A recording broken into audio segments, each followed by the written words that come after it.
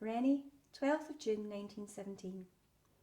Dear Miss Palliser, I need not write you a long letter this time, as I believe Miss Genge has written you screeds.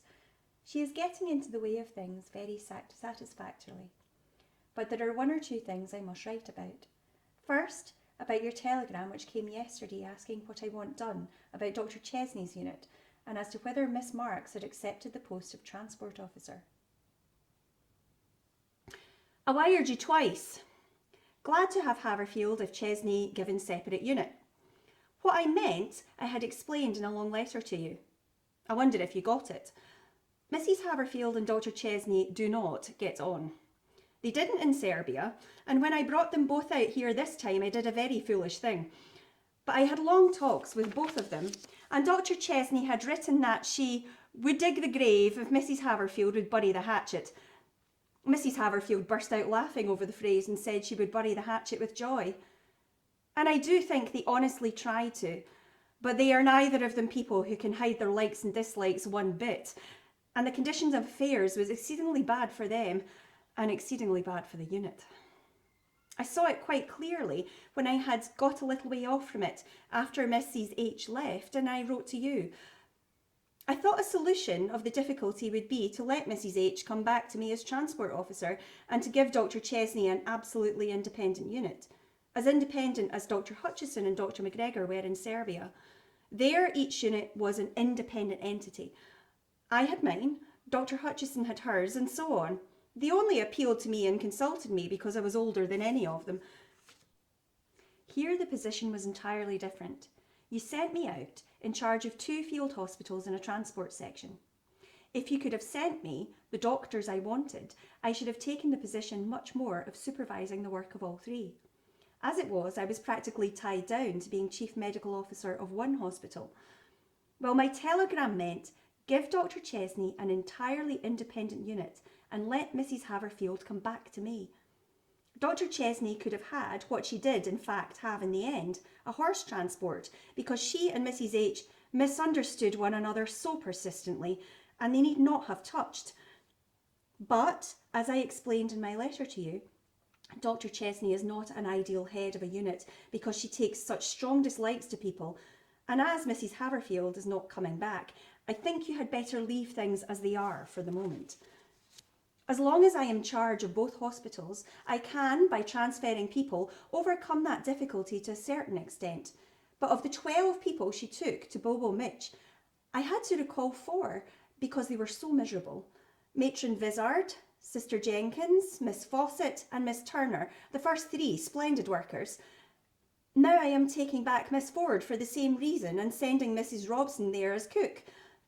Another thing is, Dr Chesney is only signing on for another 3 months, and unless you are quite sure you can get Dr Hutchison or some really first-rate woman as head, I think you had better let things stay as they are. If you can send me out more doctors, I can supervise perfectly, especially when we get back to our Serbs. If you can get Dr Hutchison, then I should say make 2 units entirely independent. If you cannot, then I think from many points of view, it's better to have the hospitals under one management, to amalgamate or to work in separate sections as may be necessary. The other thing I want to write about is the question of women drivers for the cars. I told you in my last letter that Miss Marks want to have men. And of course, dear Miss Henderson does too. We should never have had any Scottish women's hospitals at all if they and their sort, dear things, had been listened to. How they would have disapproved Florence Nightingale's little band.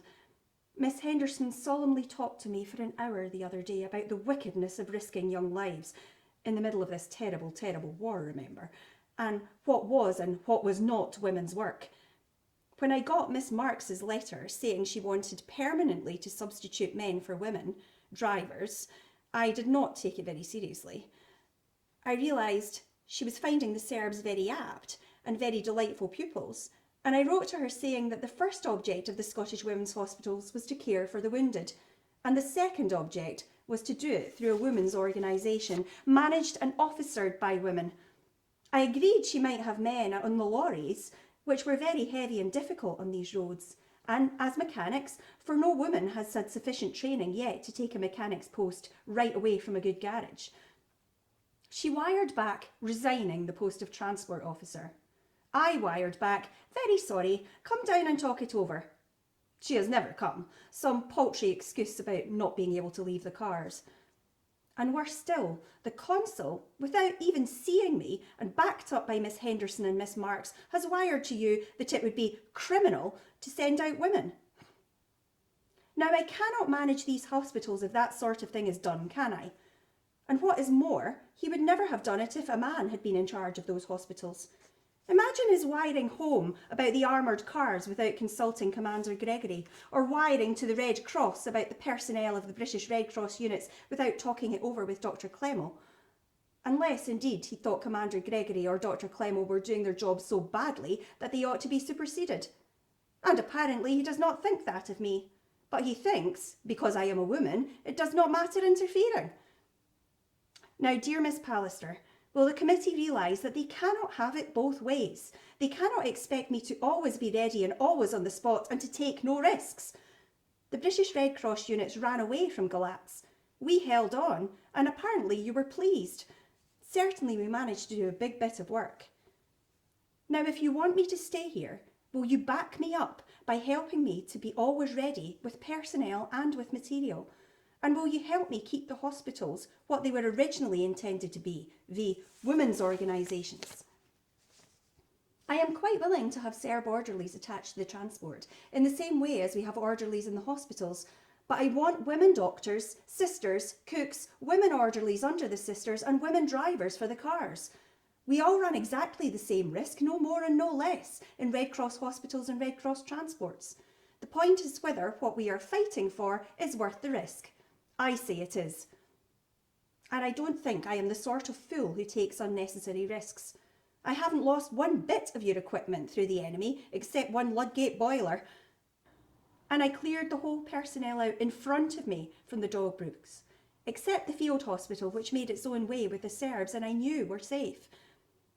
Wherever there is a question of evacuating, I always get my orders clearly in writing, and I always make sure of being able to get out.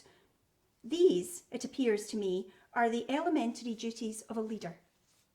There is no sense in losing equipment and getting taken prisoner unnecessarily. We had to stay behind in Serbia because there was no one else to look after those wounded. But only volunteers stayed. The rest all got out through Montenegro. I am going up to Odessa in a few days to see Miss Marks and the consul and the Serbs at headquarters. The uncertainty, or rather I fear, the certainty on this front is very trying, and I must find out what the Serbs intend to do. There is no good them and us sitting here indefinitely while the war needs us in other places. Could the committee do anything about getting the British government to take over the financing and management of these divisions and get us over to the Western Front or the Salonika Front or to Mesopotamia? I wired you saying I was accepting Miss Marks's resignation, but I'll go up and see her first. We have got 25 Serb orderlies here now. I wrote and asked for them, as I wanted a nucleus of trained men whom we could take with us when we leave the Russian Red Cross. They are nice. Is this letter quite clear? It is so difficult to know how a written thing will strike the reader, isn't it? But I have written it very carefully. Read it several times. Ever yours affectionately, Elsie Inglis.